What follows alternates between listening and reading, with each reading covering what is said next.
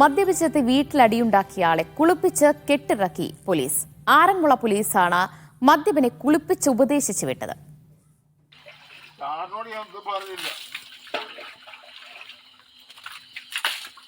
Election ദിവസം രാത്രി Aranmula police സ്റ്റേഷനിലേക്ക് എത്തിയത് ഗൃഹനാഥൻ വീട്ടിൽ മദ്യപിച്ച് പ്രശ്നമുണ്ടാക്കുന്നതായുള്ള പരാതി.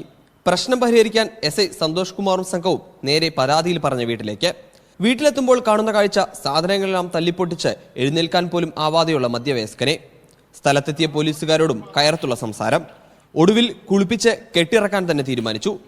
SI തന്നെ നേരിട്ട് സമീപത്തെ ബക്കറ്റിലിരുന്ന വെള്ളം ഉപയോഗിച്ച് ഗൃഹനാഥനെ കുളിപ്പിച്ചു.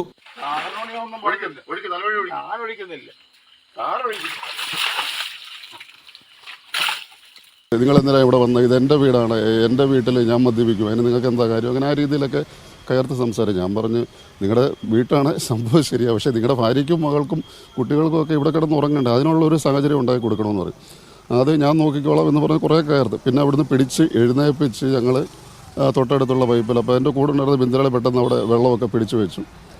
അങ്ങനെ നമ്മൾ തന്നെ കുടിക്കാൻ പറഞ്ഞിട്ട് പുള്ളി കുളിക്കത്തില്ല, ഞങ്ങൾ കുളിപ്പിച്ചേ പറ്റത്തുള്ളൂ എന്നുള്ള ഒരവസ്ഥയിലായിരുന്നു. വെള്ളം കോരി ഒഴിച്ച് കുളിപ്പിച്ചു.